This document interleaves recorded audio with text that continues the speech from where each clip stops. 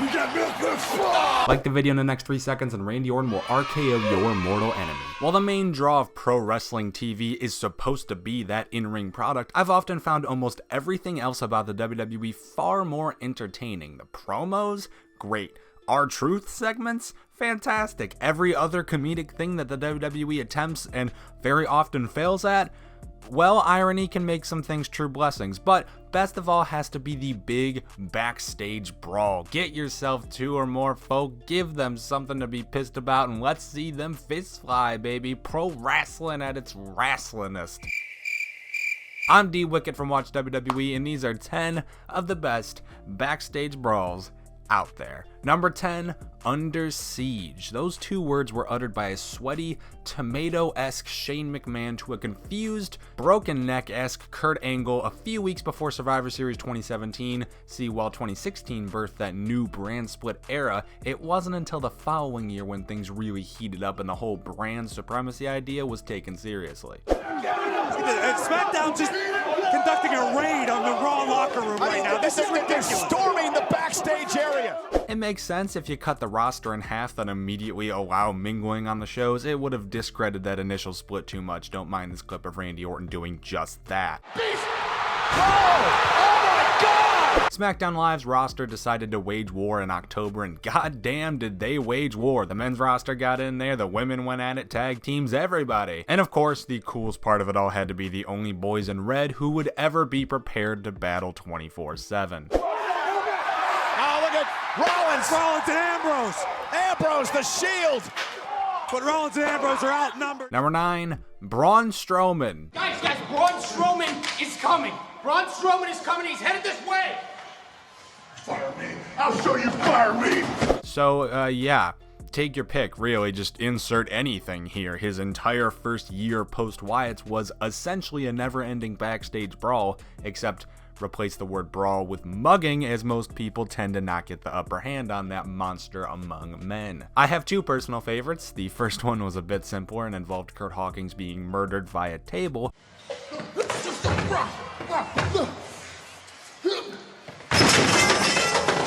The second was a bit more extreme and involved Kane and Lesnar being murdered via the entire goddamn set of Raw. God, no. Get hell of the way. Get out of the way.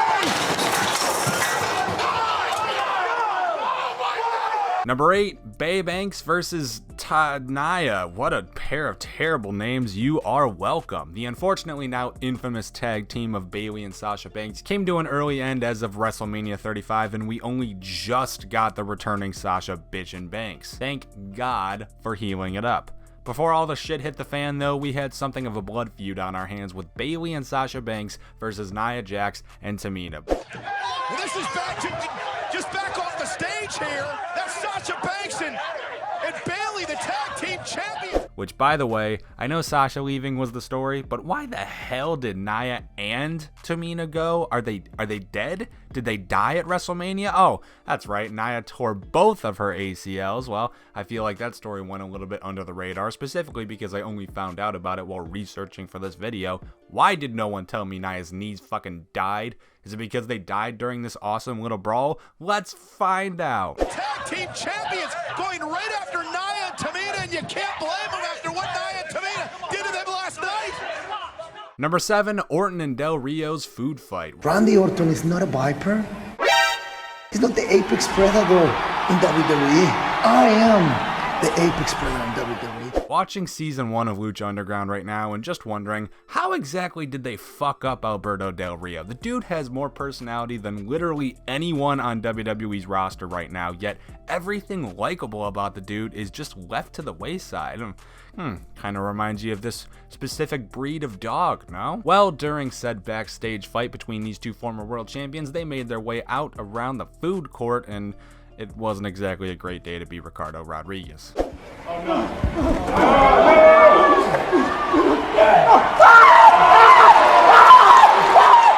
Number 6, Trish versus Lita. Trying to say you're better than me? I'm not trying to. I just did. The only female feud of the entire 2000s that would make for a believable entry on this list. I think. Lita and Trish's rivalry was pretty historic, as being pretty much the only one in about a decade that half the people on this list will even know about. And thank God, because they're both fantastic. One plus side of them being sort of the only overtly credible parts of that division is that they could essentially be on top of the world at any time, and then eventually we'd get something of an Orton versus Cena with the two top competitors going at it, which these ladies did quite often. This little backstage scuffle is simple and to the point. They both think that they're the best. They'll do whatever they gotta do to stand that ground. This is how a division should be. Oh my God, this is wrestling. Lita and Trish, they're beating the hell out of each other, kid.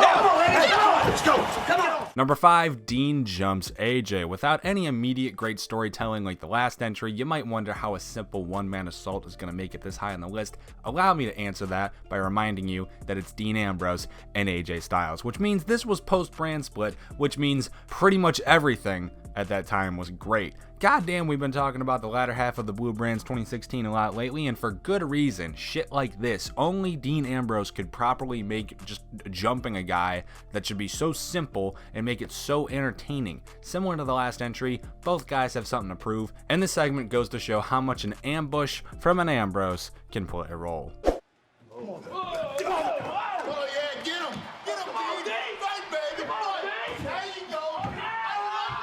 Number 4, Taker and Lesnar. And from here on out, we essentially have a 4-way tie for the number 1 spot because everything after this is pure gold, in my opinion. First up, let's take it back to the traditional Backstage Brawl. In the build-up to SummerSlam 2015, Brock Lesnar and The Undertaker were in it to show off their dominance over each other, especially Lesnar after Taker made a surprise return and shoved a pen halfway through the neck's big fingers. That was terrible. This one's so great because of who is involved.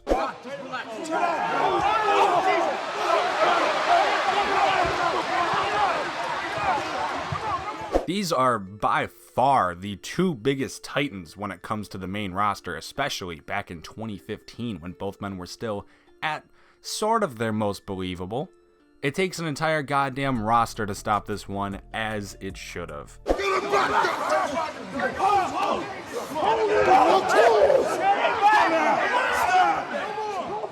Number 3, Stone Cold grocery shopping. Look at this!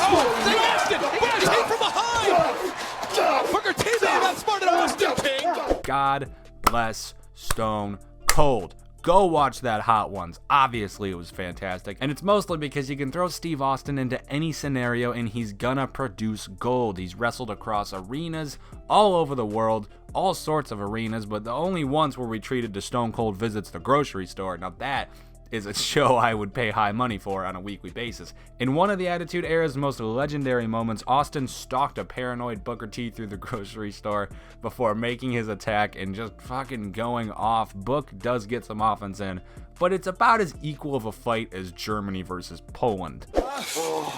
Here you go. There you go, little baby. You want a birth?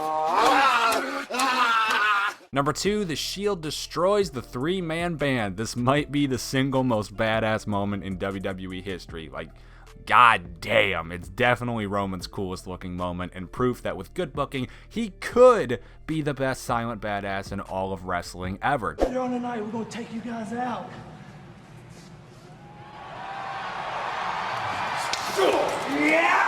Now, I know what you're really thinking. Now you're thinking, how exactly is a beast team like 3MB? How could or would they ever fail? Especially to a couple schmucks like Sweaty, Blonde Streak, and Succotash here. But sometimes, even the mightiest of titans have to fall to the wayside. God bless the 3-man band. You know, we can just wait until later, all right?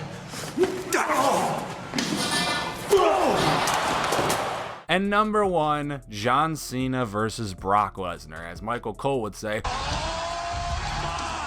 except way more annoying. John Cena was in disarray post-Mania 28. He spent an entire year building up to his WrestleMania match against The Rock, only to end the night on his back, only to spend the next night being ambushed by the returning Brock Lesnar. And this isn't just any Brock Lesnar, this is first time we've seen him since 2004, very pissed off Brock Lesnar, a a rare breed of Brock. Well, mix together that returning momentum concoction with John Cena's immense rage at the time, and you've got yourself the perfect chaos cocktail storm to run an entire night rampant. It might not be backstage, but goddammit, this is a brawl. John Cena walked straight down to this ring, got in Lesnar's face and smacked him.